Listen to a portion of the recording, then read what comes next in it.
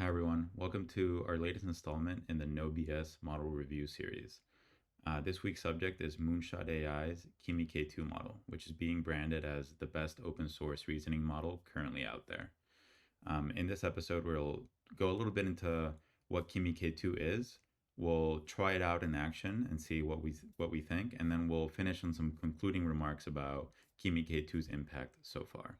So, without further ado, join me.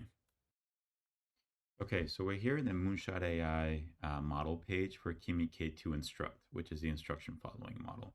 And this is the one-stop shop where you can download the model and also learn about it. And kudos for the Moonshot team for writing a really good summary here of what Kimmy is. And I think this key features section here pretty much includes all the information that we need to get a good understanding of this model.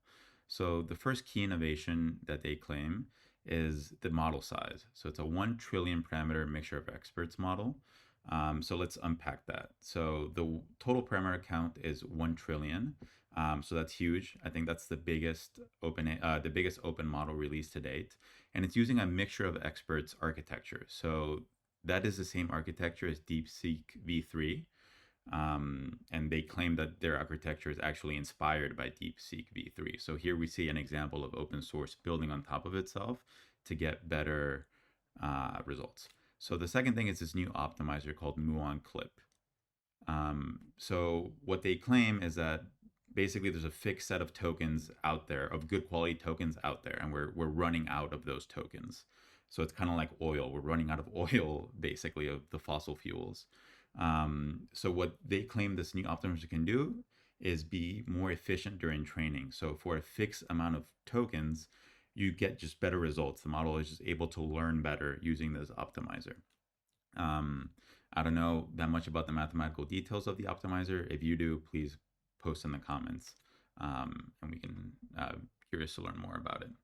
And basically, they're claiming that the model is really good at agentic coding, and is really good at reasoning and using tools. So it's if you plug it into lots of MCP servers, whether they're built with Gradio or whatever, it should use those really effectively to complete the task.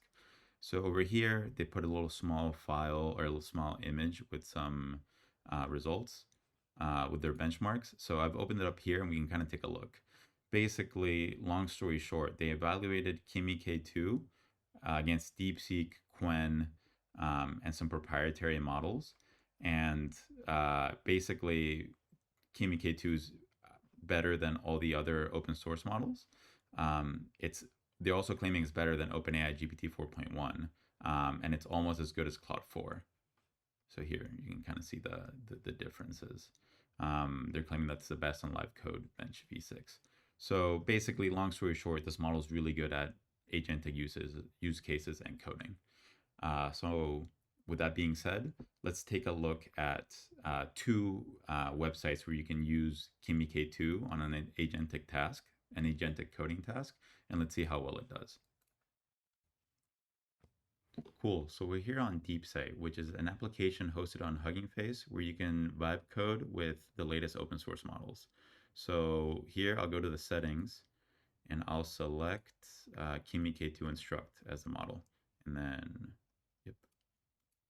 And then for the prompt, I told it to create an interactive map of the world. And then hovering on a country should pop up some basic facts about the country, like the capital, the flag, the population, things like that. And then I told it to make it look like an old school map. Okay, so let's just see it in action. Let's see how well Kimmy K2 does in this task. Cool. So I'm not speeding anything up. You can kind of see how fast it's going. Whoa. So yeah, within a minute, we already have an answer.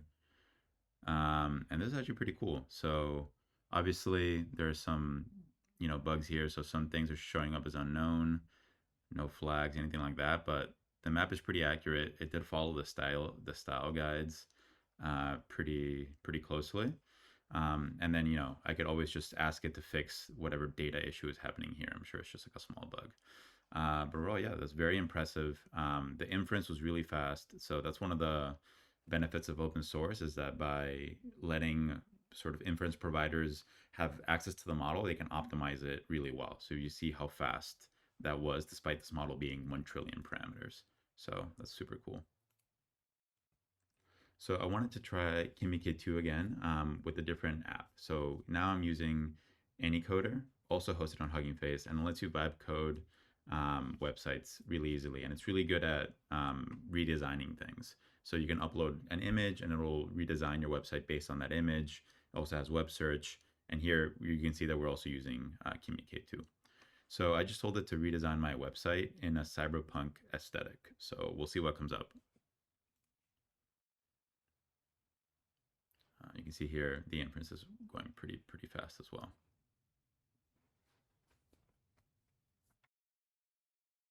So the model finished generating now, and it's actually pretty cool. This is, you know, I didn't really know what I had in mind when I said cyberpunk aesthetic, but this kind of fits the bill. This is my website right now for reference. You can see this is a lot better. So I might use this instead. So, as we can see in these two examples, Kimmy K2 is actually pretty good at, just vibe coding based on, very simple prompts. I didn't try anything crazy, and you can always reiterate on them on these websites. So I think it's actually like really cool. So we've seen how good the benchmarks can be, and we've seen how good the model results can be as well. Has Kimmy K2 become the undisputed king of open source reasoning models? So far, the answer is no. And in fact, the reception has been a little bit more lukewarm than you would expect. So here, for comparison, I'm putting the Hugging Face download accounts of DeepSeek V3 and Kimmy K2. And you can see that while DeepSeek V3 is enjoying more than 400,000 downloads in the last month, Kimmy K2 is less than 100,000. So there's a big gap there. And I think another sign that Kimmy K2 hasn't been as widely adopted as you'd hope is that the most popular AI coding assistants haven't added first party support for Kimmy K2. So VS Code, Cursor, Replit, and maybe others haven't added support yet for Kimmy K2. Obviously, you can configure these tools to use a custom model, so it is possible to use Kimmy K2. But I think the fact that it's not first-party support means that less people are going to do that, and maybe that there's just less appetite for using Kimmy K2 in these models yet. So not exactly sure what causes that. Maybe the model is like really big, and it's just harder to run. Inference support is kind of like a new thing for this model. I think it started like late last week, so maybe it's just a matter of time, or not. It's too early to tell. But in short, this model is really cool, really impressive. It's a really impressive AI lab that put it out there. So I'm excited to see what model comes next from them, as well as what the next leaderboard topper is going to be. So we'll just have to hold tight and find out. So anyways, thanks so much for joining me. Until next time.